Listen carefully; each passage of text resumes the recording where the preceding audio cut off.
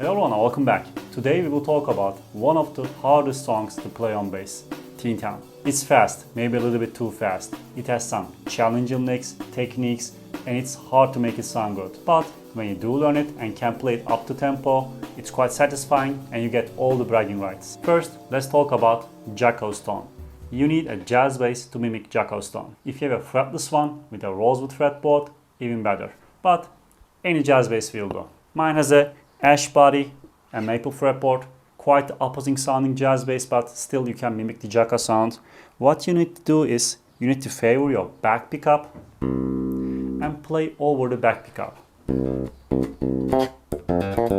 If you play hard enough and cut through the strings over the back pickup, you get that kind of burpy sound. This is the essential for getting Jaco's tone. If you play with a softer touch, you won't get much of a Jaco's tone. But if you cut through the strings,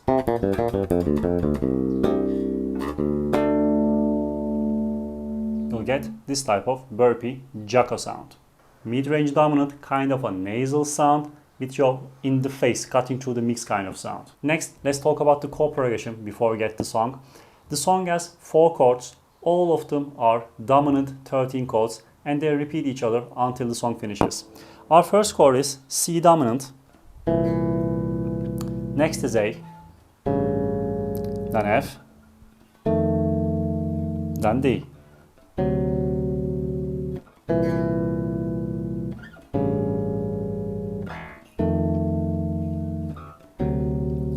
Already sounds like Teen Town, right? Now the song is Jaco playing some difficult licks over those chord progressions. Over the years, people use different kinds of fingers, different kinds of open strings and fretted positions to mimic Jaco's sound. I kind of arranged it in a way that I feel most comfortable to play the song. If you feel comfortable when you're playing it, you sound better, so you can just get closer to the original sound. I'm gonna talk about the alternatives, how I play it, how other people play it, maybe how Jaco plays it in some performances, so you can kind of choose whatever suits you, whichever one is easier for you, whichever one sounds better to your ear, and you can mix and match choose. Alright, so the song starts with a C note at the 3rd fret of the A string with that infamous lick. Okay, that's essentially root note, 5th fret of the G string with your pinky, with your middle finger, 3rd fret of the G string, the minor 7th, then root note again, then perfect 5th. Then you play the root note. Okay, that's probably the hardest part to play, the beginning part. It's hard because of the right hand side, not the left hand side. In the right hand side, you have to be alternating between strings. Your index finger should be responsible for playing the A string and your middle finger should play the higher notes. After you play the perfect 5th, you can just rake through the string.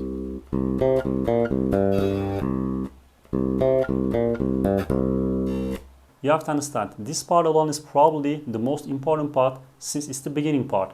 People will judge you just listening to that 4 notes and decide if you can play the Teen Town, if you can play the rest of the song or not. So keep that on loop, use your metronome, take it slow, and really focus on this part. One more thing you need to consider before you play this one is this starts with a 16th note rest. So you don't start with the beat, you play at the E of the first beat. Okay? 3, 4, ah. That's the lick. 1, just after the first beat, E of the first beat. Then you will use your pinky to slide from the 6th fret to 7th fret. Okay, some people slide from the 5th fret. Okay, I think 6th fret sounds more authentic. Then you play the 5th fret, 7th fret, and the 5th fret with your index and pinky fingers on the G string. Then you play the 7th fret again on the A string, 5th fret with your middle finger, and with your index finger the 4th fret. From the top.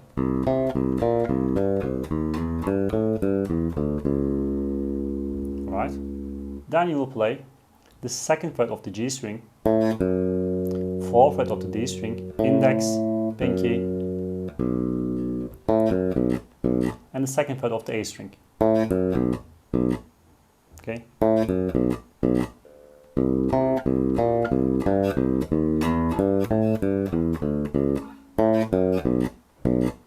That's the first lick. Second one is, I don't know why, but hardest one for me to play. Let me show you. It has some harder mutings inside of it. You play the first fret of the E string, then you play the fourth fret of the E string with your pinky, and you will slide up to the fifth fret. Then you will play the third fret, fifth fret, and the third fret of the A strings. Alright. Then you play the third fret of the D string. Then you play an open E.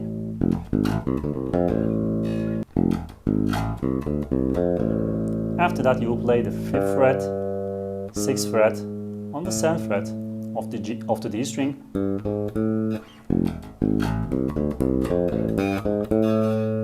Okay.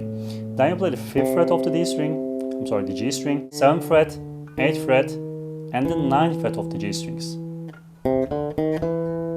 Okay. What I've seen from some of the live performances is Jaco uses his index finger, ring finger, and pinky and slides up to the 9th fret.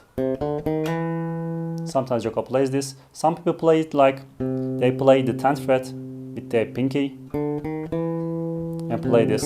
Instead of playing the 5th fret here, they play the 10th fret on the G string, the C note. Okay. Next note is 9th fret of the D string and the 7th fret of the D string.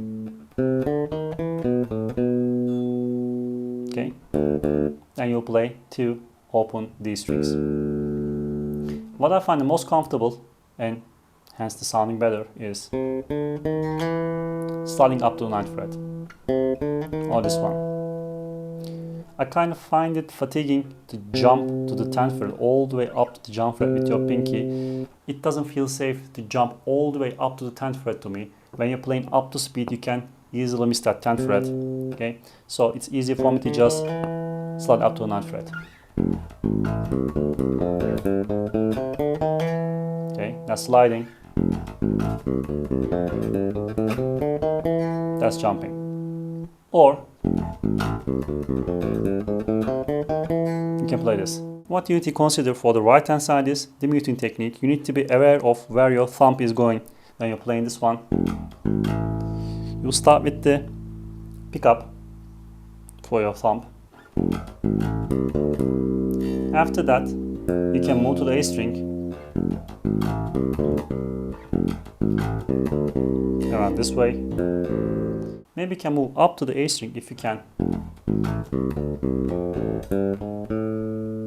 After you play the open A string. But the easiest way is just keeping your thumb on the E string and playing the rest of the lick this way. I kinda use my ring finger to mute the A string sometimes to keep it from humming. If you can do that when you're playing those higher notes, it will sound even better. Next is sliding from the 6th fret to the 7th fret with your pinky on the A string. Then you will bar up to the 5th fret of the D string. Then you play the 5th fret 2 times on the A string, the D note. Okay. Then you'll play this.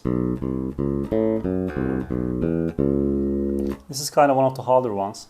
You play the A string with your index, middle, and ring fingers. Then you will play the 2nd fret of the G string. Then you play the 4th fret of the D string with your pinky. Then you play the 3rd fret of the A string, C note, with your ring finger. Okay. Then you play the 2nd fret of the A string, 2nd fret of the D string with a bar technique with your index finger. Then you play the 4th fret and shake that note. Or this way.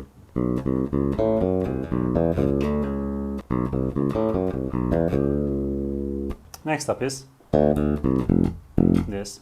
It starts with an open D, 2 times, 3rd fret of the A string, 1st fret of the E string. You can either use the open string or you can use the 5th fret of the D string to have more control. Next up is a chromatic walk. You will have 3-note chromatic groupings starting from the 3rd fret of the A string. You will use your index, middle and ring fingers, 3rd, 4th, 5th fret. Then you play the 7th fret, 8th fret and 9th fret of the A string. Then you play the 5th fret, 6th and 7th frets of the D string. Okay, 3-note groupings, all of them are chromatic. Then you play the 6th fret of the A string, 5th fret, 8th fret of the D string. Sorry. Then you'll finish with the 5th fret of the E string, the A note. Some people choose to play that with some open strings. Again, if you choose to do that, it will give you less control. Then you'll play an open A string and a chromatic pattern. Okay. Open, 2nd, 3rd, 4th frets, 5th, 6th, 7th frets. Then you play a reverse chromatic note, chromatic pattern from 7th fret to the 5th fret. Then you will pull off from the 8th fret to the 7th fret with your middle and index fingers. Use your pinky to play the 10th fret of the D string. Again, 2 times 7th fret. 10th fret again. Finish with the F on the 8th fret of the A string.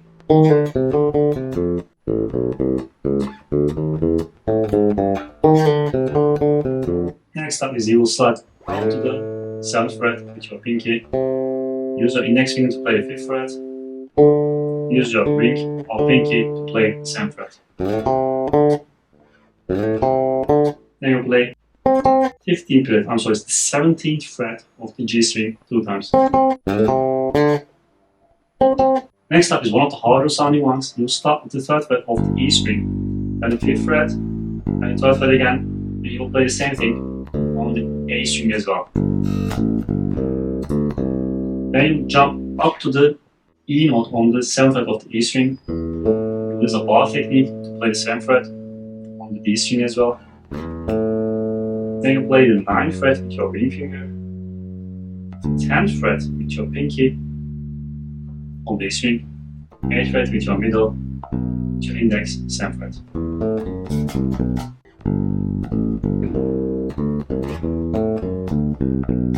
Again, you can use some open strings. Next up, you will play the 5th fret of the D string with your ring finger. With your pinky, play the 6th fret of the A string. Okay. 5th fret with your ring, with your index, the 3rd fret. Then you play a chromatic pattern, but they are all staccatos at the 1st fret, 2nd fret, and the 3rd fret of the E strings. You can use different fingers or the same finger. Then you will play the finishing pattern, 17th fret of the D string, index, 19th fret, ring, and 17th fret of the G string with your index. Okay. That's the pattern. Then you will jump to the 1st pattern.